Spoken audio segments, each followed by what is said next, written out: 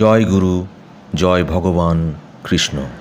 আশ্বিন মাসের আগমনে বাতাসে পুজোর আমেজ ছড়িয়ে পড়ে, হৃদয়ে জেগে ওঠে আনন্দ আর ভক্তির সুর। শরতের নীল আকাশের নিচে সাদা কাশফুল দোলে, প্রকৃতি যেন নিজেই উৎসবের দুয়ার উন্মোচন করেন। পবিত্র আশ্বিন মাসে কিছু খাবার খাওয়া যেমন জীবনের পক্ষে খুব ভালো বলে মনে করা হয়, তেমনি কিছু খাবার একদমই খাওয়া উচিত নয়। বিশেষ করে আশ্বিন মাসে ভুলেও খাবেন না এই তিনটি সবজি। নানান রোগ ব্যাধি, চরম আর্থিক কষ্ট এবং সংসারে অশান্তি আর দুর্ভোগ আসবেই। আশ্বিন মাসের পূর্ণিমা পড়ে অশ্বিনী নক্ষত্রে, তাই এই মাসের নাম আশ্বিন। আশ্বিন মাস সনাতন হিন্দু শাস্ত্রে অত্যন্ত পবিত্র ও মাহাত্ম্যপূর্ণ মাস হিসেবে বর্ণিত হয়েছে। আশ্বিন মাসের শুরুতেই মহালয়া অমাবস্যা একটি অত্যন্ত গুরুত্বপূর্ণ তিথি। এই দিনই শেষ হচ্ছে পিতৃপক্ষ এবং পূর্বপুরুষদের উদ্দেশ্যে শ্রদ্ধা ও তর্পণ। মহালয়ার দিনই পড়ছে সূর্যগ্রহণ। আশ্বিন মাসের মহামায়া দেবী দুর্গার মহাশক্তির আবির্ভাব ঘটে এবং শারদীয়া দুর্গা উৎসব মহা ধুমধামে পালিত হয়। এই উৎসবে দেবী দুর্গা, ভগবান গণেশ, মা লক্ষ্মী, দেবী সরস্বতী ও দেব সেনাপতি কার্তিকের পুজো পালিত হয়। তাই এই মাসকে আনন্দ, ভক্তি ও সমৃদ্ধির মাস বলা হয়। শাস্ত্রমতে আশ্বিন মাসে দুর্গাপুজোর মূল কারণ ব্যাখ্যা করা হয়েছে শ্রী শ্রী চণ্ডী ও দেবী মাহাত্ম্য গ্রন্থে। কাত্যায়নী ব্রত ও দেবীপক্ষের সূচনাকে কেন্দ্র করে বলা হয়েছে ভগবান শ্রী রামচন্দ্র রাবণ বধের পূর্বে আশ্বিন শারদ ঋতুতেই অকাল বোধন করে মা দুর্গার আরাধনা করেছিলেন। সাধারণত দেবীর পুজো বসন্তকালে বাসন্তী পুজো নামে হয়ে থাকে, কিন্তু ভগবান রামের এই অকাল বোধন থেকে শারদীয়া দুর্গাপুজোর প্রথা চালু হয়। এছাড়া আশ্বিন মাসের পূর্ণিমায় কোজাগরী লক্ষ্মী পুজো হয়। এদিন মা লক্ষ্মী বাড়িতে বাড়িতে বিচরণ করেন বলে বিশ্বাস করা হয় এবং সতর্ক, জাগ্রত ও ভক্ত মানুষকে তিনি ধনসম্পদের আশীর্বাদ করেন। এই মাসের পূর্ণিমা এবং সংক্রান্তিতে অনুষ্ঠিত হবে শ্রী শ্রী সত্যনারায়ণ পুজো। শাস্ত্র অনুসারে এই মাসেই পালিত হবে নিম্বার্ক মত অনুসারে ইন্দিরা একাদশী এবং সকল মত অনুযায়ী পাশাঙ্কুশা একাদশী। অন্যদিকে জ্যোতিষশাস্ত্র মতেও শনিদোষ, বাস্তুদোষ এবং গ্রহদোষের প্রতিকার এবং দান করার জন্য আশ্বিন মাস বিশেষভাবে উল্লেখযোগ্য। নমস্কার বন্ধুরা, আজকে নতুন পর্বে আপনাদের সকলকে স্বাগত জানাই। আজ আমরা জানব স্বয়ং ভগবান কৃষ্ণের বলা আশ্বিন মাসে কি করবেন আর কি করবেন না, এবং আশ্বিন মাসে কোন খাবার খাওয়া উচিত এবং কোন খাবার খাওয়া উচিত নয়, বিশেষ করে কোন তিনটি সবজি খাওয়া উচিত নয় এই মাসে। নিষিদ্ধ সবজিগুলি খেলে জীবনে ঘনিয়ে আসতে পারে চরম আর্থিক কষ্ট, পরিবারের সদস্যদের লেগে থাকবে নানান রোগ ব্যাধি, ঘরে এবং বাইরে অকারণে সৃষ্টি হবে অশান্তি, ব্যবসা বা চাকরির জায়গায় নানান রকম বাধা আসবে, রোজগার কমে যেতে পারে, সংসারে নেমে আসবে চরম দুর্ভাগ্য। আপনি আশ্বিন মাসে কোনো ব্রত পালন করুন বা না করুন, কিন্তু এই মাসে অবশ্যই শাস্ত্র অনুসারে নিষিদ্ধ খাবারগুলি এড়িয়ে চলুন, তাহলে আপনার বাড়ি থেকে বাস্তুদোষ দূর হবে আর সারা বছর মা লক্ষ্মীর কৃপা থাকবে। আপনি আর আপনার পরিবার সুরক্ষিত থাকবেন, সুস্থ থাকবেন। এছাড়াও আমরা জেনে নেব আশ্বিন মাসের অতি প্রাচীন এবং শক্তিশালী 5টি উপায় বা টোটকা, যে উপায়গুলি আপনার সংসারের আয় উন্নতি বৃদ্ধি করবে। বন্ধুরা, আশ্বিন মাসকে গৃহস্থদের জন্য অত্যন্ত শুভ বলে মনে করা হয়। এই মাসে দান, বিশেষত অন্ন ও বস্ত্র দান করলে অশেষ পুণ্য লাভ হয়। আশ্বিন মাসের সূচনা হয় পিতৃপক্ষ দিয়ে, যেখানে ভক্তরা তাদের পিতৃপুরুষদের স্মরণ করে, শ্রদ্ধা ও তর্পণ করে থাকে। শাস্ত্রে বলা হয়েছে আশ্বিন মাসে করা তর্পণে পূর্বপুরুষেরা সন্তুষ্ট হয়ে তাদের বংশধরদের আশীর্বাদ করেন। মহালয়ার দিন পিতৃপক্ষের সমাপ্তি ও দেবীপক্ষের সূচনা ঘটে এবং এই দিন থেকে দেবী দুর্গার আহ্বান ও নবরাত্রি শুরু হয়। দেবীপক্ষের ষষ্ঠী অর্থাৎ শুক্লা ষষ্ঠী তিথিতে হয় মা দুর্গার বোধন। এই রীতি যুগ যুগ ধরে চলে আসছে, কিন্তু ষষ্ঠীতেই কেন মা দুর্গার বোধন হয়? এর পেছনে রয়েছে এক পৌরাণিক কাহিনী, যার সূচনা সেই ত্রেতা যুগে। লঙ্কার রাজা রাবণ ছিলেন দেবাদিদেব মহাদেবের বরপ্রাপ্ত এবং দেবী দুর্গার একনিষ্ঠ সাধক। এদিকে দৈববাণী ছিল যে সীতা হরণকে কেন্দ্র করে রামের হাতে রাবণ বধ হবে। তাই রাম রাবণের যুদ্ধ যখন অবশ্যম্ভাবী, সেই সময় স্বর্গের দেবতারা প্রজাপতি ব্রহ্মার শরণ নিলেন। কিন্তু দেবী দুর্গা তখন নিদ্রায় ছিলেন। দেবতাদের অনুরোধে ব্রহ্মা স্বয়ং দেবীকেই পুজো করে তাকে তুষ্ট করার কি উপায় সেটা জিজ্ঞাসা করলেন। দেবী দুর্গা বললেন, যদি রামচন্দ্র তার বোধন করেন তবেই তিনি রাবণ বধে তাকে সাহায্য করতে পারবেন। বোধন করার অর্থ হলো জাগ্রত করা। এই সময় দেবতারা বিশ্রামে বা নিদ্রায় থাকেন, তাই অসময়ে দেবী দুর্গাকে জাগ্রত করার জন্যই অকাল বোধন নাম হয়েছে। যাই হোক, প্রজাপতি ব্রহ্মা ও দেবরাজ ইন্দ্র তখন রামচন্দ্রকে দেবী দুর্গার পরামর্শের কথা জানালেন। সময়টা ছিল শরৎকাল। ভগবান রামচন্দ্র নিজ হাতে দেবী দুর্গার মূর্তি গড়ে তার আরাধনা করলেন। ঠিক সেই সময়ে ধ্যানে বসে ব্রহ্মা দেখলেন একটি বেলগাছের নিচে 8 বছরের বালিকা খেলা করছেন। ব্রহ্মা বুঝলেন তিনি দেবী দুর্গা। এরপর পিতামহ ব্রহ্মা স্থির করলেন যে দেবীর বোধনের পুজো হবে এই বেলগাছের নিচেই। সেই কারণে প্রথা মেনে আজও বোধনের আগে বেলগাছের পুজো করে তা প্রতিষ্ঠা করা হয় দেবীর ঘটে। তারপরই শুরু হয় বোধন, শুরু হয় দেবী দুর্গার আরাধনা। ভগবান রামচন্দ্রের আগে সত্যযুগে চৈত্র মাসের শুক্লপক্ষে প্রথম দুর্গাপুজো করেছিলেন সুরথ রাজা। তার সঙ্গে ছিলেন সমাধি বৈশ্য। সেই পুজোকেই বর্তমানে আমরা বাসন্তী পুজো নামে জানি। শাস্ত্রমতে আশ্বিন মাসে দেবী দুর্গার পুজো করলে জীবনের ভয়, দুঃখ ও শত্রুর প্রভাব দূর হয়ে যায়, আর ভক্তরা পান শক্তি, সাহস ও অভয়।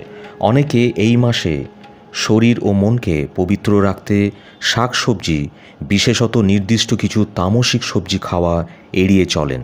প্রাচীন ঋষিরা জানতেন বর্ষায় পানীয় জল দূষিত হয়, পেটের রোগ বাড়ে এবং অনেক সবজি এই সময় সহজে নষ্ট হয়ে যায়। তাই ধর্মীয় ব্রত ও শাস্ত্রীয় নিয়মের মাধ্যমে মানুষকে সেসব খাবার থেকে বিরত রাখা হতো, যা আসলে এক ধরনের প্রাচীন স্বাস্থ্যবিধি। বন্ধুরা, আশ্বিন মাসে নিষিদ্ধ সবজির মধ্যে প্রথমেই যেটির কথা বলবো সেটি হলো ওল। এই মাসে বাড়িতে কখনোই ওল রান্না করবেন না। পরিবারের কোনো সদস্যই এই মাসে ওল ভাতে বা ওলের তরকারি খাবেন না। আয়ুর্বেদ বলছে আশ্বিন মাসে শরীরের উষ্ণতা ও পিত্তদোষ বেড়ে যায়। ওল অতিরিক্ত খেলে এই সময় দেহের ভারসাম্য নষ্ট হতে পারে, তাই এই সময় ওল খাওয়া এড়িয়ে চলতে বলা হয়েছে। বৈজ্ঞানিক মতে বৃষ্টির সময় ওলের ভেতর সহজেই ব্যাকটেরিয়া ও ফাঙ্গাস জন্মাতে পারে।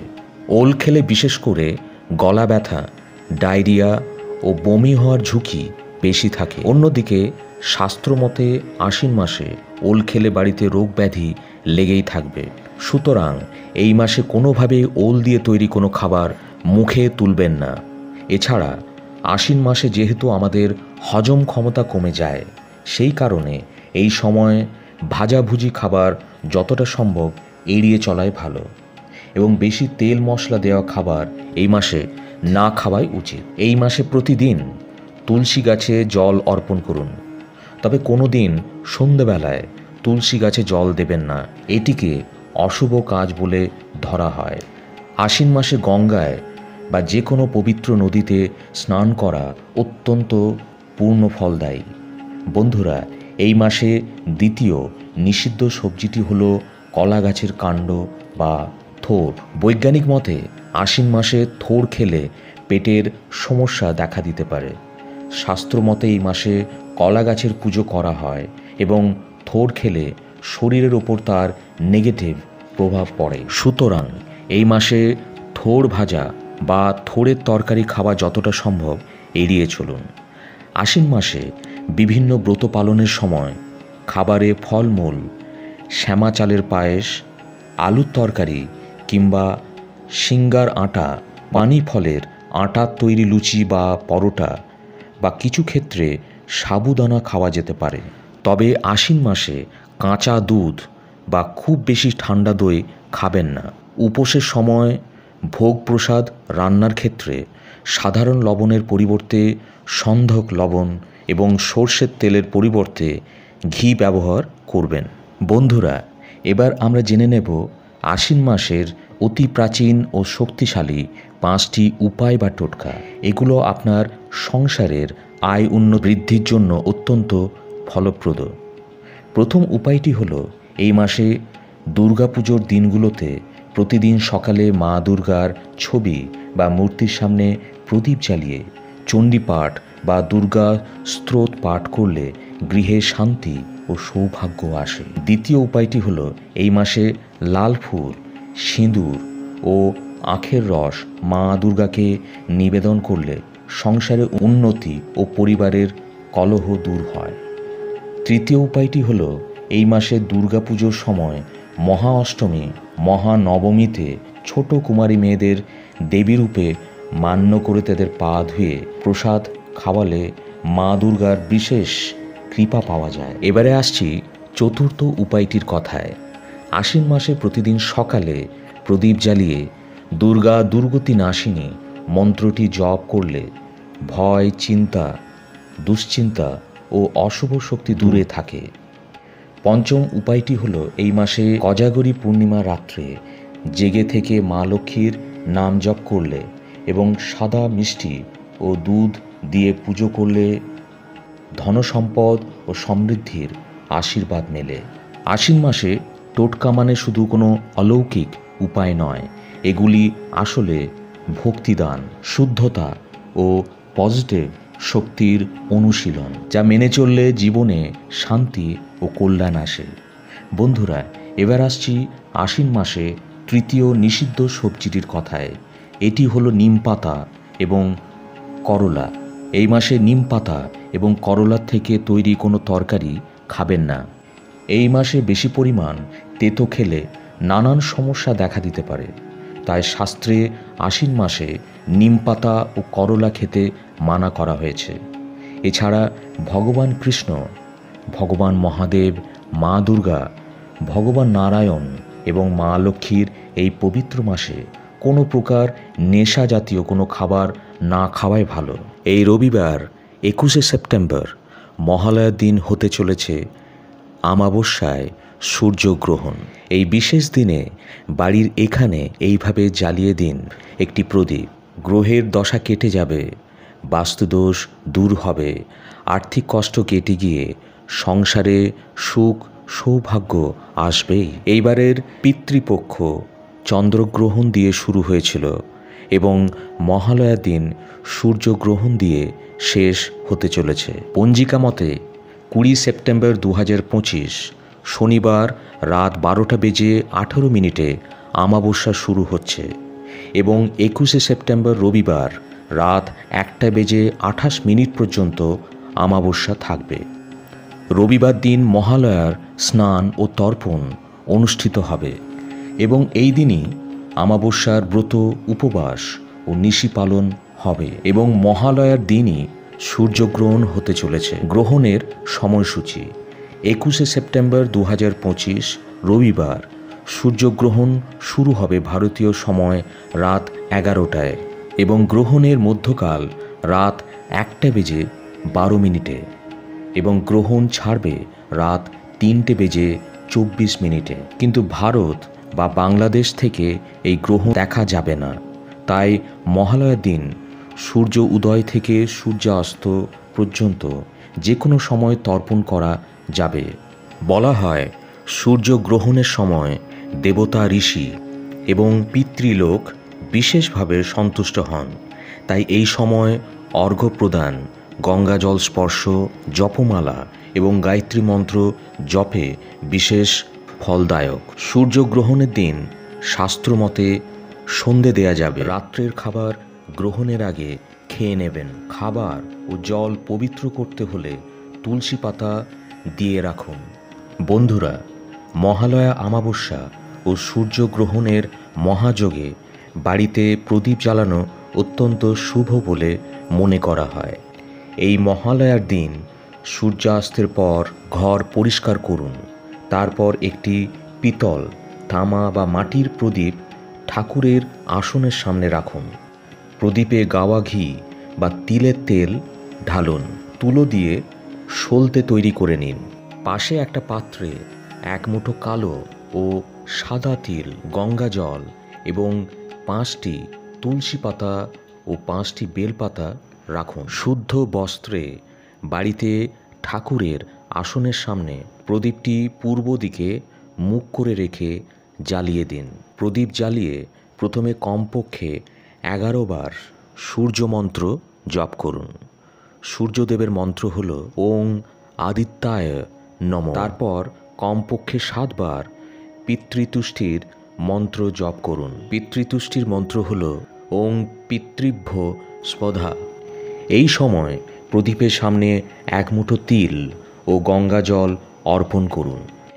এরপর ওই প্রদীপের আলোয় বসে মহামৃত্যুঞ্জয় মন্ত্র বা গায়ত্রী মন্ত্র জপ করুন। প্রদীপের সামনে ধূপ দ্বীপ জ্বালিয়ে পূর্বপুরুষ এবং ভগবান কৃষ্ণ, মহাদেব শিব, মা দুর্গা, সূর্যদেব ও মা লক্ষ্মীর উদ্দেশ্যে প্রার্থনা করুন।